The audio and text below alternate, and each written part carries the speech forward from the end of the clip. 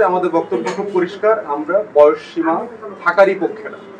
উপকমিটি হয়েছিল ছাত্রদের এবং চাকরি প্রার্থীদের যে দাবি দেওয়া ছিল, সেখানে তারা একটা রেজলিউশন দিয়েছে 32-এর ব্যাপারে। তো সেই প্রেক্ষিতে আমার বক্তব্য, আমি আগেও যেটা বলেছি যে আমি চাকরিতে কোনো প্রকার বয়সসীমার পক্ষের মানুষ না। কোনো চাকরিতে কোনো বয়সসীমার কোনো প্রয়োজন নেই, যোগ্যতার ভিত্তিতে নিয়োগ দিতে হবে।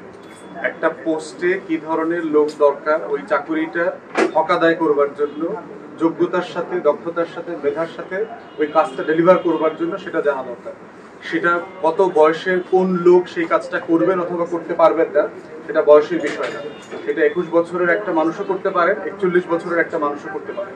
সেক্ষেত্রে আমাদের বক্তব্য খুব পরিষ্কার, আমরা বয়স সীমা থাকারই পক্ষে না। 12 বছর ধরে আন্দোলন চলে, যদি আপনি 2 বছর বাড়ান, যারা আমরা শুরু থেকে আন্দোলন করতেছি, তাহলে মানে আমাদের জায়গাটা কোথায় গেল, এটা একটা প্রশ্ন। আর 32 নিয়ে আমরা কখন আন্দোলন করি?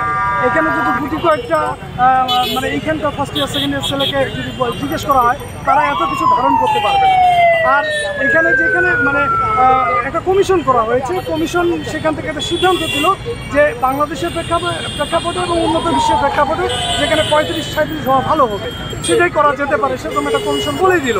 তো সেই কারণেই সেই কথাটাকে ভায়োলেট করে কার সিদ্ধান্তে, কাদের সিদ্ধান্তে 32-এর কথা বলা হচ্ছে, এটা আমরা মেনে নিতে পারতেছি না এবং কোনো অবস্থাতেই এটা আমরা মেনে নেব না। জানি যেখানে সুপারিশ কমিশন গঠন করা হয়েছে, সুপারিশ করছে 35, মেয়েদের ক্ষেত্রে 37 আর পুরুষের ক্ষেত্রে 35, কিন্তু সেখানে যে 32 করে আসলো, প্রধান উপদেষ্টাকে কে বুঝাইছে যে 32 করে দেন।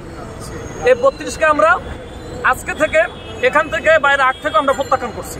আজকে এখানে এই মিছিল থেকে বা এই কর্মসূচি থেকে আমরা প্রত্যাখ্যান করছি। 32, 35 বাস্তবায়ন না হওয়া পর্যন্ত আমাদের আন্দোলন চলমান থাকবে।